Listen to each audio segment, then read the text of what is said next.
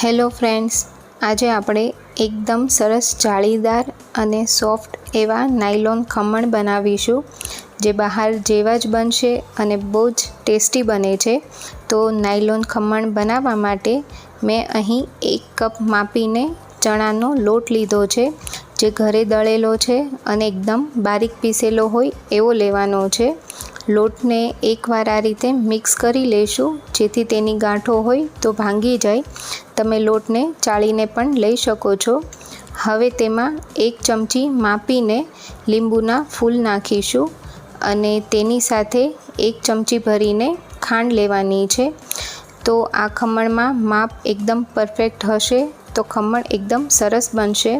હવે તેમાં સ્વાદ પ્રમાણે મીઠું નાખીશું અને બધી જ કોરી વસ્તુને પહેલાં એકવાર મિક્સ કરી લઈશું અને એ પછી મેં અહીં પોણો કપ જેટલું પાણી લીધું છે। તો પહેલાં થોડું પાણી એડ કરીશું અને એક ઘાટું ખીરું બનાવીશું, જેથી ખીરામાં કોઈ જ લમ્સ ના રહે અને એ પછી બાકીનું બધું જ પાણી એડ કરી દઈશું અને એકદમ સરસ પતલું એવું ખીરું બનાવીને તૈયાર કરી લઈશું। તો નાયલોન ખમણનું ખીરું થોડું પતલું જ હોય છે, તો આ રીતે આપણે સરસ મિક્સ કરી લઈશું અને અત્યારે હું ખીરાની કન્સિસ્ટન્સી બતાવું તો જોઈ શકાય છે કે સ્પૂનમાં થોડું કોટ થાય છે તેવું આપણે પાતળું ખીરું બનાવીને તૈયાર કર્યું છે। હવે આપણે ખીરાને 15થી 20 મિનિટ રેસ્ટ આપીશું। ત્યાં સુધીમાં આપણે જે વાસણમાં ખમણ બનાવવા છે તેને તેલથી સરસ ગ્રીસ કરી લેવાનું છે અને પોસિબલ હોય તો આવું ઊંડું વાસણ જ લેવાનું।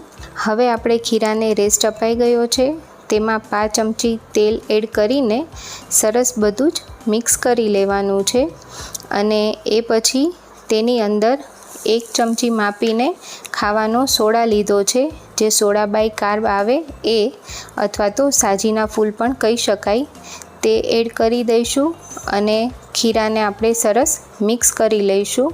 તો સોડાને પણ માપીને જ લેવાનો છે, તો જ ખમણનું રિઝલ્ટ સરસ આવશે। અને સોડા નાખ્યા પછી જોઈ શકાય છે કે ખીરું એકદમ ફૂલી ગયું છે અને ડબલ થઈ ગયું છે। તો જ્યારે પણ સોડા એડ કરીએ ત્યારે સાઈડમાં સ્ટીમર ગરમ કરવા મૂકી દેવાનું છે અને એ પછી તરત જ તૈયાર કરેલા ખીરાને જે વાસણમાં ખમણ બનાવવા છે તેની અંદર લઈ લેશું, જેથી ખીરામાં એકદમ સરસ જાળી પડે। તો આ પ્રોસેસ થોડી ઝડપથી કરીશું, જેથી ખમણ સરસ બને। અને હવે સ્ટીમરને ઢાંકીને 10થી 15 મિનિટ જેવું સ્ટીમ થવા દઈશું। ત્યાં સુધી આપણે ખમણ માટેનો વઘાર તૈયાર કરી લઈશું। તો તેના માટે એક વાસણમાં 1 મોટી ચમચી તેલ લીધું છે। તેલ ગરમ થાય એટલે તેમાં અડધી ચમચી રાઈ નાખીશું અને રાઈ ફૂટે એટલે 5 ચમચી હિંગ અને સાથે 5 ચમચી જેટલી મેં ખાંડ લીધી છે। સાથે 2 મરચાંને આ રીતે ટુકડામાં કાપી લીધા છે અને બધી જ વસ્તુને સરસ મિક્સ કરી દઈશું અને એ પછી અડધા કપ જેટલું આપણે તેની અંદર પાણી નાખીશું।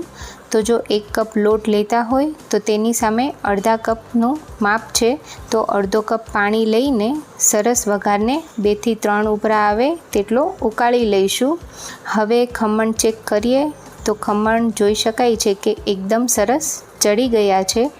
તો ખમણને આપણે હવે એકદમ સરસ ઠંડા કરી લેવાના છે અને ઠંડા થાય એ પછી ખમણને આપણે અનમોલ્ડ કરીશું। તો પહેલાં સાઈડ સરસ ક્લીન કરીને તેને એક પ્લેટમાં આ રીતે કાઢી લઈશું અને જોઈ શકાય છે ખમણમાં એકદમ સરસ જાળી પડી છે અને બહુ જ સરસ સોફ્ટ ખમણ બન્યા છે। તો હવે ખમણને કટ કરી લઈશું।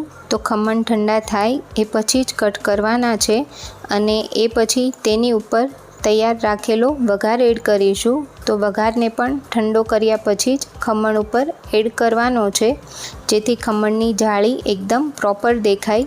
તો બધો જ વઘાર એડ કરી દઈશું અને ખમણને અડધી કલાક રેસ્ટ આપીશું।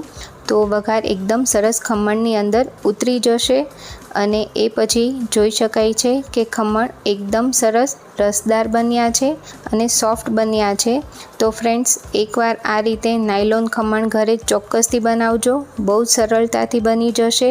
અને જો રેસીપી ગમી હોય તો મને કમેન્ટમાં જરૂરથી જણાવજો, સાથે મારી ચેનલને સબસ્ક્રાઈબ કરજો।